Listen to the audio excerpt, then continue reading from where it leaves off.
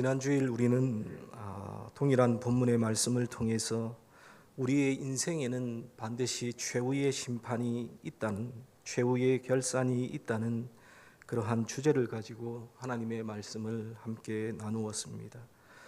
어떤 귀인이 왕위를 받기 위해 먼 나라로 떠났다가 다시 돌아오듯이 우리 주님께서도 만왕의 왕으로서, 심판주로서 반드시 이 땅에 다시 오실 것입니다. 그리고 그 주님은 우리에게 맡기셨던 문화를 어떻게 사용했는지 반드시 물으실 것이라고 우리가 함께 말씀을 생각했습니다. 사실 지난 시간에 우리는 결산이 있다는 그 사실 그 자체에 집중하며 말씀을 나누었습니다. 결산이 있다는 것을 아는 사람만이 오늘을 깨어서 살 수 있기 때문입니다. 하지만 결산이 있다는 그 소식이 우리에게 그저 두렵고 떨리는 심판의 소식으로만 들린다면 그것은 복음의 절반만을 아는 것입니다. 우리 주님께서 우리를 결산하시는 그 궁극적인 목적은 우리를 벌 주시기 위함, 심판하기 위함이 아니라 우리를 왕의 영광에 참여시키기 위함이라는 것을 우리는 반드시 알아야 합니다.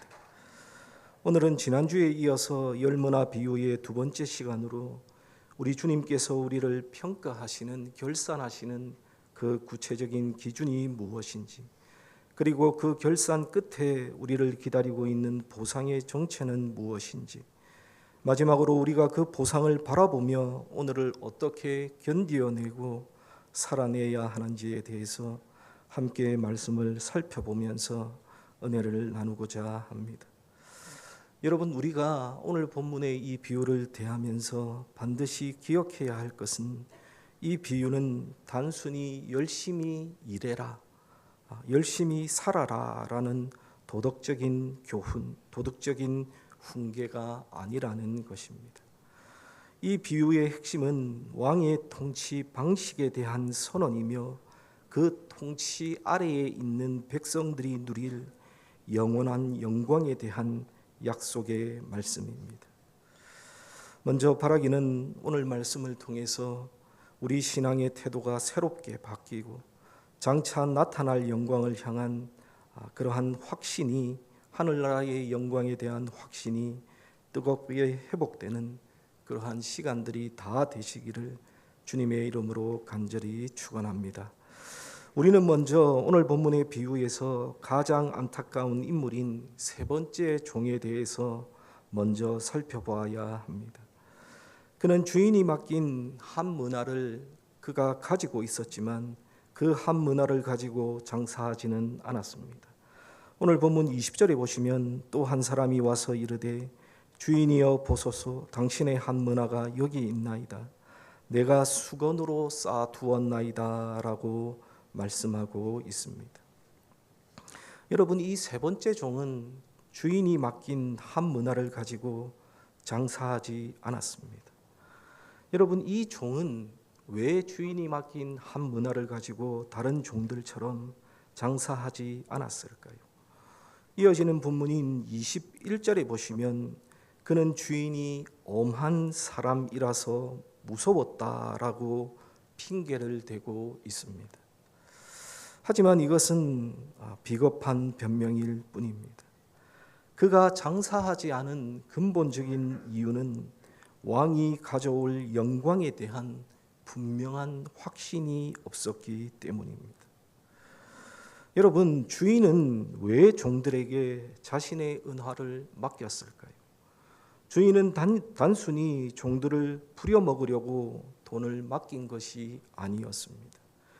주인이 먼 나라로 왕위를 받으러 갈 때에 그는 자기가 왕이 된 후에 그 영광을 자신의 종들과 함께 나누고자 하는 거대한 계획을 그의 마음속에 품고 있었습니다. 종들에게 준 한 문화는 그들이 장차 왕의 나라에서 귀족으로 혹은 통치자로 세워질 수 있는지를 확인하는 일종의 테스트이자 기회였던 셈입니다. 그런데 이 세 번째 종은 주인의 이 깊은 속내를 헤아리지 못했습니다. 그는 주인이 정말로 왕권을 받아가지고 올 것인지에 대해서 회의적이었을 것이고, 주인이 돌아와서 자신에게 베풀 영광에 대해서도 전혀 기대가 없었습니다. 그가 주인에 대한 그러한 확신이 없었기 때문에 그는 움직이지 않았던 것입니다. 이것은 우리가 비즈니스를 하는, 장사하는 그 상황을 우리가 생각해 보면 쉽게 이해할 수 있습니다. 이제 막 시작하는 작은 스타트업 회사가 있습니다. 창업자가 초기 멤버들에게 이야기를 합니다.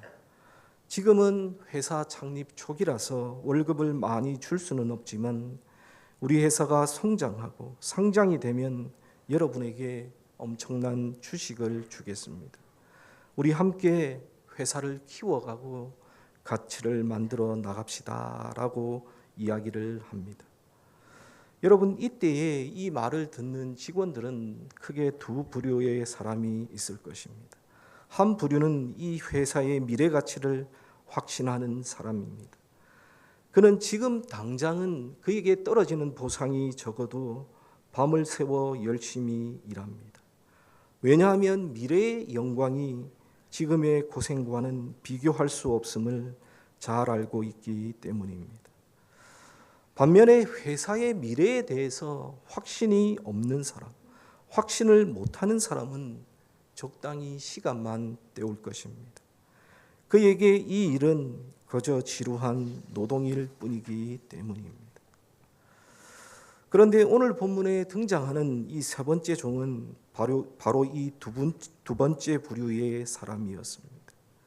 이 세 번째 종은 왕의 나라라는 지분에는 관심이 없고 그저 지금 내 손에 있는 한 문화를 잃어버리지 않는 것에만 급급했던 하루살이의 마인드를 가진 그러한 사람이었습니다. 사랑하는 성도 여러분, 우리가 신앙생활을 하다 보면 우리의 신앙이 무기력해질 때가 참으로 많이 있습니다. 아마 여러분들뿐만 아니라 저 역시도 마찬가지입니다. 저도 이렇게 신앙생활을 하고 목회를 하다 보면 참 무기력하게 느껴질 때가 참으로 많이 있습니다. 여러분, 신자의 신앙이 무기력해지는 그 이유가 무엇입니까?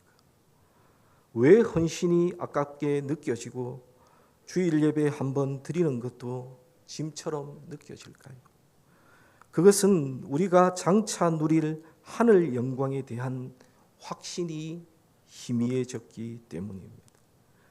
하늘나라의 영광에 대한 확신이 없는 사람은요, 현실에 갇혀서 살아갈 수밖에 없습니다. 현실만 보면 11조 하는 게 아깝고, 현실만 보면 봉사하는 시간이 손해처럼 보입니다. 현실은 기쁜 일, 슬픈 일, 감사한 일, 근심한 일, 이런 것들을 생각해 볼 때에 현실이라고 하는 것은 기쁜 일보다는 슬픈 일이 많고 감사할 일보다는 근심할 일이 더 많기 때문에 하늘 영광에 대한 확신이 없는 사람은 이 현실에 갇혀서 살아갈 수밖에 없습니다. 그러나 사도 바울은 로마서 8장 18절에서 다음과 같이 고백하고 있습니다. 로마서 8장 18절 말씀, 우리가 다 아는 말씀인데요. 여러분 한번 찾아봅시다. 로마서 8장 18절 말씀입니다.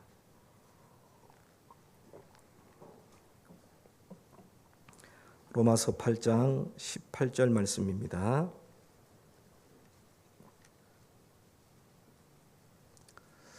여러분, 제가 성경 구절 띄워줄 수도 있는데 제가 띄워주지 않는 이유는 제가 힘들고 귀찮아서 그런 게 아니라 여러분들 계속 성경을 찾으셔야 됩니다. 자꾸 띄워주니까 성경도 안 가지고 다니고 안 보게 돼서 저는 띄워주지 않을 겁니다. 찾으시고 보시기 바랍니다. 로마서 8장 18절입니다. 다 찾으셨습니까? 우리 다 같이 한 목소리로 크게 읽도록 하겠습니다. 생각하건대 현재의 고난은 장차 우리에게 나타날 영광과 비교할 수 없도다. 여러분 아멘이지요? 사도 바울은 로마서 8장 18절에서 분명하게 고백하고 있습니다. 생각하건대 현재의 고난은 장차 우리에게 나타날 영광과 비교할 수 없도다. 사랑하는 성도 여러분, 여러분들의 눈을 들어서 하늘을 보십시오. 우리가 이 땅에서 주님을 위해 흘린 눈물, 남 모르게 드린 헌신, 손해를 보면서도 지켜낸 그 믿음의 가치는요, 결코 사라지지 않습니다. 그것은 하늘 은행에 쌓여서 영원한 영광으로 우리에게 돌아올 것입니다. 이 확신이 있어야 우리는 비로소 주인이 우리에게 맡긴 한 문화를 가지고 장사를 시작할 수 있는 것입니다. 사랑하는 성도 여러분, 반드시 기억합시다. 땅의 고난은 잠깐이지만 하늘의 영광은 영원하다는 사실, 여러분 이것을 기억하시기를 바랍니다. 그리고 이 확신으로 무장해서 끝까지 승리하는 하나님의 백성들, 하나님의 자녀들이 다 되시기를 주님의 이름으로 간절히 축원합니다. 두 번째로 우리가 살펴보아야 할 것은 주님의 결산의 기준에 대한 것입니다. 주인이 돌아와서 종들과 결산을 하는데 여러분 어떤 기준으로 평가를 하고 있습니까? 여기서 우리는 세상의 평가 방식과 하나님의 평가의 방식이 얼마나 다른지를 우리는 다시 한번 깨닫게 됩니다. 결론부터 말씀드리면 하나님의 결산은 얼마나 남겼는가가 아니라 어떤 태도, 어떤 자세로 임했는가를 보신다는 사실입니다. 여러분 오늘 본문의 말씀을 다시 한번 자세히 보십시오. 첫 번째 종은 한 문화로 10문화를 남겼고 두 번째 종은 한 문화로 5문화를 남겼습니다. 남긴 액수가 분명 다릅니다. 세상의 기업이라면, 세상의 회사라면, 세상의 사장이라면 10문화를 남긴 사람에게는 성과급을 주었을 것이고 5문화를 남긴 사람에게는 조금만 더 노력하라고 훈계를 했을지도 모릅니다. 하지만 주인은 두 종 모두에게 똑같이 칭찬의 메시지를 보내었습니다. 17절을 보십시오. 17절에 보시면 주인이 이르되 잘하였도다 착한 종이여 내가 지극히 작은 것에 충성하였으니 라고 말씀하고 있습니다. 여러분 여기에 보시면 주인의 관심은 10문화라는 숫자가 아니라 지극히 작은 것에 충성했다는 그들의 태도에 우리 주님의 관심이 있습니다. 여기서 지극히 작은 것은 그들이 처음에 받은 한 문화를 의미합니다. 한 문화는 당시 노동자의 100일치의 품삯으로 왕의 나라를 세우는 예산치고는 그렇게 큰 액수가 아닙니다. 하지만 우리 주님께서는 분명히 말씀하고 계십니다. 내가 이 사소하고 적은 일을 맡았을 때에도 나를 신뢰하며 최선을 다했구나. 내 마음의 중심이 나를 향하고 있구나라고 우리 주님은 말씀하고 계십니다. 반대로 세 번째 종이 주인에게 악한 종이라고 평가를 받은 이유는 그가 무능해서가 절대로 아닙니다. 아마도 우리 주님은 장사하다가 이 종이 돈을 다 까먹었어도 그를 악하다고 평가하지 않으셨을 것입니다. 그러면 그는 왜 주인에게 책망을 받았습니까? 그가 책망을 받고 정죄를 받은 이유는 주인이 준 기회를 방치했기 때문입니다. 그는 주인을 신뢰하지 않았고 주인의 당부를 가볍게 여겼습니다. 즉 주인과 종의 바른 관계가 깨져 있었던 것입니다. 여러분 세상에 보면 참으로 많은 직업들이 있습니다. 그런데 그 직업들 중에 미술품을 복원하는 그러한 직업도 있었습니다. 제가 최근에 이렇게 영상을 보니까 망가지거나 훼손된 미술품을 복원하는 그 영상을 제가 보았는데 참 신기하고 놀라웠습니다. 그런데 이 미술품을 복원하는 이 세계에는 이런 말이 있다고 합니다. 얼마나 빨리 복원하느냐 혹은 얼마나 화려하게 색을 칠하느냐보다 중요한 것은 원작자의 의도를 얼마나 존중하며 한 붓 한 붓 정성을 다하느냐가 중요하다라는 그러한 말이 있다고 합니다. 여러분, 망가진 미술품이나 또 물건들을 복원하다 보면 복원 과정에서 결과물이 완벽하지 않을 수도 있고 혹은 훼손이 너무 심해서 원래의 모습을 다 찾지 못할 수도 있습니다. 하지만 의뢰인은 그 복원가가 밤을 새우며 돋보기를 들고 그 미세한 균열 하나하나를 정성껏 만졌던 그 태도를 봅니다. 그 정성이 곧 예술가에 대한 예우이기 때문입니다.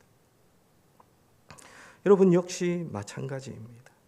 하나님은 우리의 인생이라는 캔버스를 보실 때에 우리가 얼마나 화려한 그림을 완성했는지를 보시는 것이 아니라 우리 주님이 주신 붓을 들고 얼마나 떨리는 마음으로 한 획 한 획을 그었는지를 우리 주님께서는 보시는 것입니다.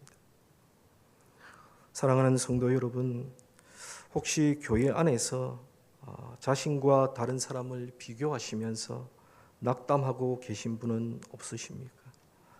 저 권사님은, 저 장로님은, 저 집사님은 전도도 참 많이 하고 헌금도 많이 하시는 것 같은데 나는 가진 것도 없고 몸도 아파서 할 수 있는 게 참으로 없구나. 주님이 나를 싫어하시지는 않을까라는 그러한 마음이 드시는 분들은 안 계십니까? 여러분, 분명한 사실은요, 우리 하나님께는 결코 절대로 그렇지 않다라는 사실입니다. 우리 주님은 저와 여러분들의 열 문화를 보시는 분이 아니라 여러분들이 가진 한 문화, 여러분들의 연약한 몸, 부족한 물질, 적은 시간을 가지고 얼마나 주님을 사랑하는 마음으로 살았는지를 보시는 분이시라는 사실입니다. 사랑하는 성도 여러분, 여러분들의 신앙과 여러분들의 삶에 성과가 없다고 실망하지 마십시오. 눈에 띄는 변화가 없다고 여러분 낙담하지 마십시오. 우리가 섬기는 하나님은요, 결과의 하나님이 아니라 그 과정을 다 살펴보시는 과정의 하나님이십니다. 하나님은 저와 여러분들의 마음 중심을 보시고 잘하였도다 착한 종이여라고 격려하실 것입니다. 그러므로 우리가 해야 할 일은 결과에 연연하는 것이 아니라 우리에게 사명을 주신 하나님의 은혜에 감사하며 오늘 우리에게 주어진 작은 일에 기쁨으로 응답하며 살아가는 것이라는 사실을 여러분 기억하면서 살아가시는 하나님의 백성들이 다 되시기를 주님의 이름으로 간절히 축원합니다. 그리고 마지막 세 번째는 비유의 결말에 대해서 우리가 살펴보아야 합니다. 비유의 결말에서 우리는 주인의 매우 독특한 보상 체계를 보게 됩니다. 여러분, 보통 우리가 고생해서 일한 뒤에 바라는 보상이 무엇입니까? 보통은 휴식이죠. 열심히 일했다면 보통 바라는 것은 휴식입니다. 예전에 한 카드회사 광고 문구처럼 열심히 일한 당신 떠나라, 혹은 이제 고생이 끝났으니 편히 쉬어라 라는 것, 여러분, 이것이 바로 어떤 일을 끝낸 사람들이 생각하는 보상입니다. 하지만 오늘 본문의 주인은 사실 그렇게 말하지 않습니다. 오늘 본문 17절과 19절을 한번 보십시오. 먼저 17절에 보시면 주인은 열 문화를 남긴 그 종에게 열 고을 권세를 차지하라라고 말하고 있고, 19절에도 보시면 다섯 문화를 남긴 종에게 너도 다섯 고을을 차지하라라고 말하고 있습니다. 여기에 보시면 주인은 충성한 종들에게 고을을 다스리는 권세를 줍니다. 여러분, 이것이 무엇을 의미합니까? 그것은 하나님 나라에서의 보상은 영원한 휴가가 아니라 더 크고 영광스러운 사명이라는 것입니다. 여러분, 여기서 우리가 잘 구분하고 생각해야 합니다. 세상에서는 일 혹은 사명이 상이나 벌처럼 느껴질 때가 많습니다. 보통 벌처럼 느껴지죠. 하지만 하나님 나라에서 사명, 일이라고 하는 것은요, 곧 특권입니다. 종이었던 자들이 이제 왕의 통치 대리인이 되어서 고을을 다스리는 통치자가 된 것입니다. 다시 말해 그들은 이제 주인과 함께 왕국을 경영하는 파트너가 된 것입니다. 이것은 단순한 노동의 연장이 아니라 신분의 상승 혹은 존재의 격상입니다. 여러분, 여기서 주인의 성품이 또한 바로 드러나고 있습니다. 주인은 종들을 기계의 부품처럼 쓰고 버리는 그러한 분이 아닙니다. 주인은 종들이 보여준 작은 충성을 근거로 그들에게 자신의 왕국을 통째로 맡기시는 분이십니다. 우리 주님은 우리를 단순히 일꾼으로 부르신 것이 아니라 장차 왕노릇할 자로 훈련하고 계신 것이라는 그러한 의미입니다. 미 항공우주국 나사에서 우주 비행사를 선발할 때에 그 후보생들은 지상에서 그 우주 비행선에 타기 전에 지상에서 아주 혹독하고 지루한 훈련을 반복한다고 합니다. 좁은 탱크 안에서 견디는 것, 그리고 버튼을 조작하는 것, 걷는 것, 먹는 것, 이런 것 등 아주 작은 일들에 매달리고 열심을 다해 훈련을 합니다. 이 훈련을 잘 통과한 사람들에게 여러분 주어지는 최고의 보상이 무엇일까요? 한 달간의 유급 휴가일까요? 아닐 것입니다. 바로 우주선에 탑승해서 실제 임무를 수행할 권한을 주는 것, 그들이 가지는 것이 바로 그들이 받을 수 있는 최고의 보상입니다. 우주 비행사가 되기 위해서 지원하고 훈련받은 자들에게 있어서 우주선에 탑승해서 그들이 임무를 수행하는 것만큼 더 큰 보상은 그들에게 없습니다. 지상에서의 작은 충성을 증명한 자만이 광활한 우주를 누비는 거대한 사명에 참여하게 되는 것입니다. 여러분, 우리의 이 땅에서의 삶은 우주 비행을 위한 지상의 훈련소와도 같습니다. 여기서 우리가 겪는 고난과 충성은 장차 하나님 나라라는 거대한 우주에서 주님과 함께 통치하기 위한 준비의 과정입니다. 사랑하는 성도 여러분, 하나님 나라, 우리가 소망하고 가기를 원하는 그 하나님 나라는 어떤 곳일까요? 우리가 오해하는 것 중에 하나가 우리가 앞으로 가게 될 하나님 나라는 아무것도 안 하고 구름 위에 누워서 포도나 과일 꽈먹으면서 그렇게 있는 것으로 우리가 쉽게 생각할 수 있습니다. 여러분, 우리가 보는 드라마나 이런 거 보면 그렇죠. 천국이 어떻습니까? 구름 위에 누워서 포도나 따먹으면서 아무것도 안 하고 편안하게 이렇게 쉬는 것으로 하나님 나라를 오해할 때가 많습니다. 여러분, 하나님 나라, 천국은 절대로 그런 곳이 아닙니다. 물론 쉬기도 하겠죠. 하지만 성경이 우리에게 말하는 하나님 나라는요, 우리 주님의 영광스러운 창조와 통치에 하나님의 백성들인 우리가 가장 역동적으로 참여하는 것이 바로 하나님 나라이고 천국입니다.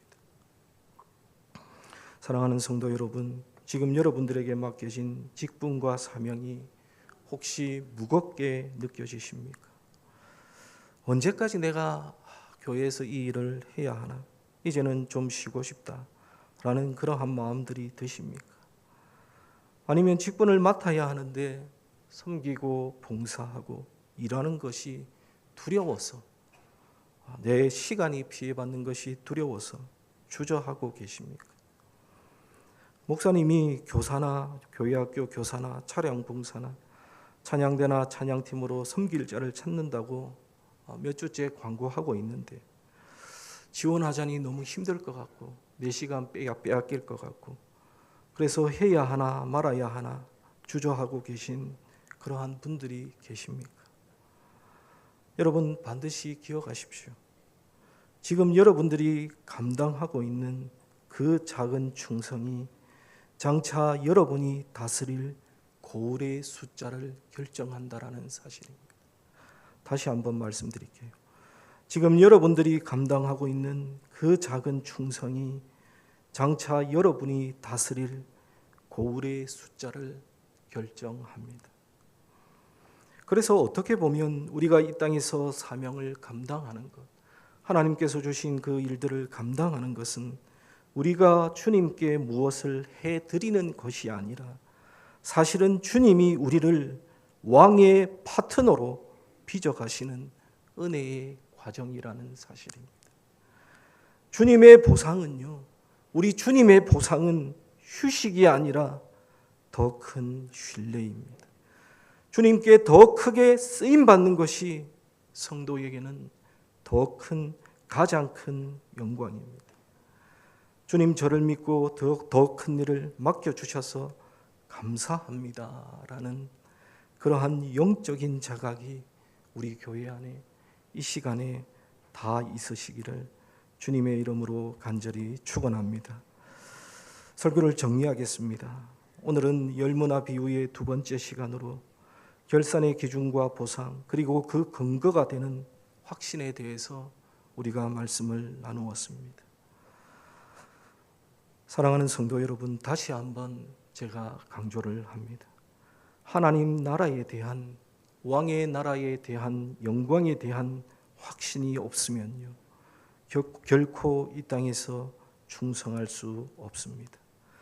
세 번째 종처럼 내 인생의 문화를 수건에 싸서 묻어두는 그러한 비극을 범하지 마십시오. 현실의 고난과 분주함에 눈이 가려져서 장차 다가올 하늘의 영광의 광채를 놓치지 않는 여러분들이 다 되시기를 바랍니다. 그리고 우리 주님은 여러분들의 능력을 보지 않으십니다. 여러분이 얼마나 대단한 업적을 이루었는지를 우리 주님은 보시지 않고 그것은 우리 주님의 관심사도 아닙니다. 주님은 저와 여러분들의 마음을 보십니다. 주님, 제가 비록 작고 연약하지만 주님을 사랑함으로 이 일을 감당합니다라는 그 고백 하나만이면 충분합니다. 그 작은 충성이 나중에 열 고을을 다스리는 권세로 바뀌게 될 것입니다.